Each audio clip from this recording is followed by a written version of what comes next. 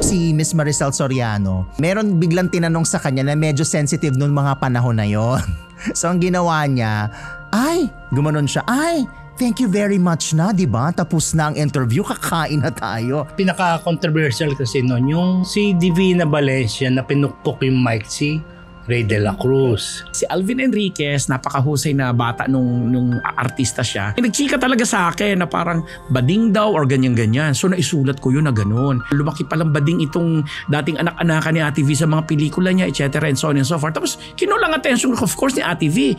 Nademanda din ako bilang managing editor ng magazine. So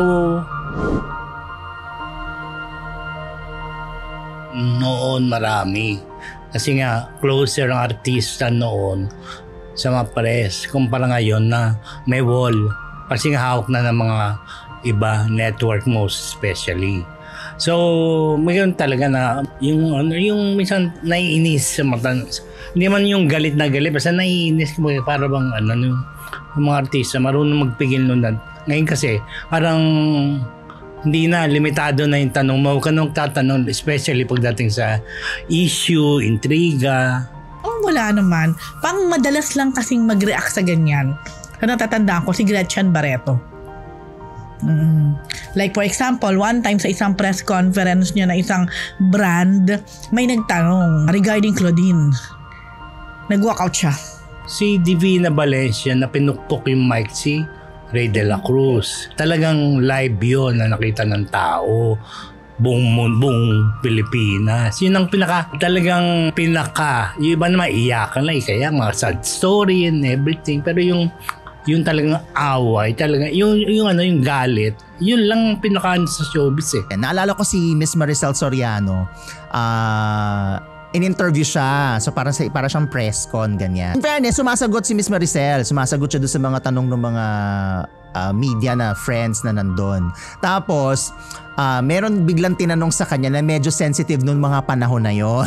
So ang ginawa niya, gumanon siya, thank you very much na, diba? Tapos na ang interview, kakain na tayo. So, ganun yung way niya na parang imbes na magalit siya or imbes na maging sarcastic siya, bilang may pagkakomedyante naman din talaga ang Diamond Star. So, ganun ang ginawa niya na parang, thank you very much, kumain na tayo, gutom na ang lola nyo, ganun. So, wala naman akong nakita na nagwala or kasi parang hindi naman din parang kaaya-aya yung ganun. Naku, ang pinakaunang nagdemanda sa akin si Kuya Boy Abunda. Election din noon, kampanyahan. Tapos meron akong mga kaibigan at mga taga-UP, mga kaklasiko yung iba na supposedly ay parang sila yung media bureau nung isang tumatakbong senador na apparently advisor pala si Kuya Boy, nakumpare ko na ngayon si Boy Abunda.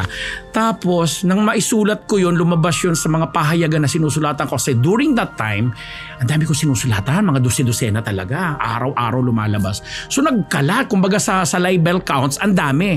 Dinimanda ako kasi hindi daw matanggap ng nanay ni Kuya Boy na parang sinusukat ko siya dahil lang sa pera. Kasi ang naging issue, ang ginawang, alam mo yon, mga clickbait ng mga editor ko nung araw, may kinalaman sa pera kung bakit niya tinanggap ang ganito, ganyan. Ay yung mga sources ko, mga kaklase namin nung senatorial na yon, iba yung kinikwento sa akin. So yun ang isinulat ko.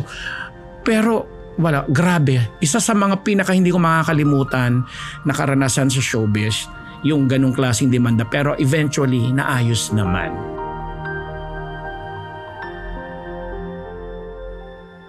Si Sharon Cuneta, nung nakasama ng loob ko yun, kumaga dati close ako noon sa kanya kasi at that time, Viva baby siya. Isa rin ako sa baguhan din noon. So, yun lang noon, namatay lang ng tatay ko. Yun lang yun. Hindi siya nakapunta. Kasi that time kasi parang obligasyon ng mga artista. Pumunta sa birthday, pumunta sa namatayan, and everything, mga ganon. May one time, dati, kasi I was the PR of Rica Peralejo before. Na-feel bad ako dito kasi I'm very close to them. Pumunta ako sa bahay nila. Hindi ko alam what went wrong. I think may nanira between us. May nanira. So parang nagkaroon ng yung nararamdaman mo, parang nagkaroon ng coldness, ng something, may indifference, ganon. Hanggang sa siguro sumama din loob ko. So for a while, medyo matagal din yon. Parang hindi na kagaya dati, yung closeness, yung ganon. Hindi dahil sa personal na yung alam mo yung parang na-insulto siya, kundi galit dahil sabi niya, kaibigan kita, bakit hindi ka man lang nag-inquire, ba't di ka man lang nag-akusa na alamin yung buong kwento bago mo sinulat ng ganyan na pagkadami-dami pa. Yun yung galit, na kung galit man yung sasabihin natin. Pero eventually, syempre, ako yung nagpakumbaba, ako na yung kasi feeling ko, nagkamali nga siguro ako. Although, pinanindigan ko naman sa kanya, ikinuwento ko yung mga sources ko na ganito po yan, ganyan. Na naunawaan din niya, kaya lang, yun nga, minsan kasi, may mga editors din po, is particular sa print nung araw particular sa mga print publications, para lang maka-attract sila ng mga readers. Wala naman dun sa content yung pinag-uusapan, pero ginagawa nilang, hinahanapan nila ng anggulo para, alam mo yon, sumabit. At finally naman, nagkaintindihan kami. Tapos ang hinirequest lang sa akin ni Kuya Boy doon is parang humingi ako ng dispensa sa nanay niya, kasi yung nanay niya yung pinaka nasaktan dun sa sinulat ko, na ginawa ko naman. And since then, maayos ang aming relationship hanggang sa mga panahon na to 2025. Still si Kuya Boy Abunda ang isa sa pinaka itinuturing kong mahusay at mabuting kaibigan at kumpare. Oo. Hindi na kagaya ng dati yung closeness namin. Ayun, nasad ako doon kasi I consider them na parang sa showbiz, parang in a way, parang nahanap ko ng family ko. But ngayon, we're all okay. Dahil hindi naman din aktibo si Rica sa showbiz, di ba? Pag from time to time, through chat, yung mga ganon, pag nakikita kayo, ando pa rin naman yung warm. And then si mami niya, si Mami Alice, I love her. Si Paula, yung kapatid niya. Tapos when her sister died, talagang sobra din akong nalungkot. So, hindi man nabalik yung dati na palaging nakatambay doon or pero I guess, okay na yun. Andun pa rin yung love. Siyempre, iutos, magre-research ka, sabihin mo, di ba? That time kasi hindi ako yung totally right. Copy editor ako, tapos naging managing editor, na dalawa kami ng Chancel Beluso na namatay na. So yung gumagawa ko yung nagre-release, tsaka kami, nadidemanda, gano'n. Yung mga nasasaktan, pero mag-hearing, ganyan, tapos eventually matatapos din naman, magkakabati rin kami. Especially si Nora Onon na nademanda din ako bilang managing editor ng magazine. So, i-hearing kami ron. Ang judge pa namin si Judge yung maunang si Miriam Defensor Santiago. Oo, yan ang time na yon. So, pag after nung hearing, nagkakausap kami, parang chami-chami lang, pero pag nasa korte na, nakaupo na kami, walang formal kami. Pero off the record, nagkabati rin kami, pinatawag kami ni Nora, kami sa bahay niya, and that ended the case. Kasi nung araw, di ba, Vilmanian ako, Ate V, naisulat ko rin yung dahil may nagkwento lang, hindi pa uso siguro sa mga mga 90s. Yung laging kasama ni Ate V sa mga pelikula niya, sa mga nakakapanood at mga nakakatanda, yung bata doon nag-cute, ang pangalan is Alvin Enriquez.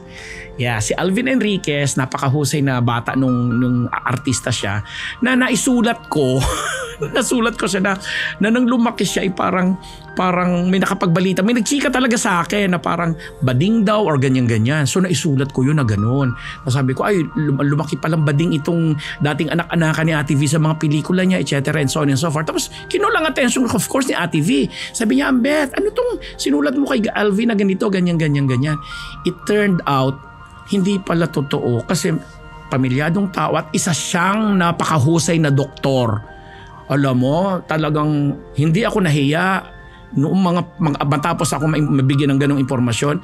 Nag-apologize ako sa buong pamilya niya, sa lahat ng pinagsulatan ko na ganon siya, binawi ko talaga. Yun ang sinasabi ko. Siguro during that time, sa sinasabi ko rin ngayon sa social media, pwedeng noon time nag-over din ako. Ako namang itong emote, sulat naman ako na ayon sa aking source, ganito daw itong kasi nga ang dami naghahanap sa kanya. Yun po, yung kwento lang kasi may mga pelikula si Ate V that time na pinag-uusapan And then syempre, pag mayroon siyang kasama sa pelikula, lalo nga very very yung eksena, tsaka yung participation niya dun sa movie, hahanapin talaga siya.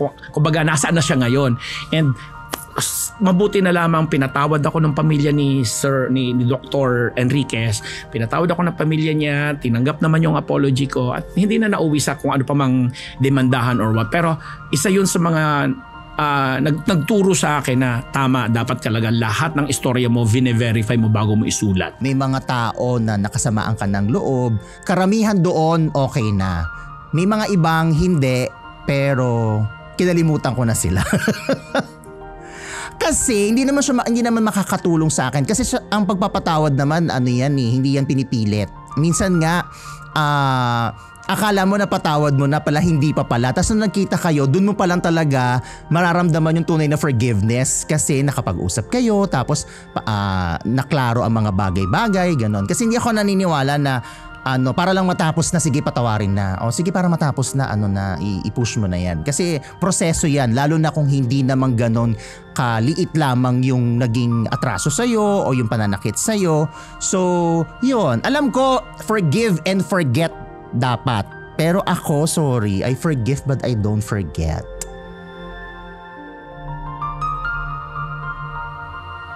Si Vilma Santos, ayun, nakitulong sa akin. Si Gary Valenciano, tsaka yung asawa na si Angeli. Of course, Sharon Cuneta nakatulong din. Si Vilma kasi yung nung time kasi yun, namatay rin yata yung tatay ko. Namatay yung tatay ko, parang gusto ko na magandang kasi lakas sa probinsya yung tatay ko, naman sa Manila. Tapos, nung namatay, parang gusto kong, magiging naman siya maganda-gandang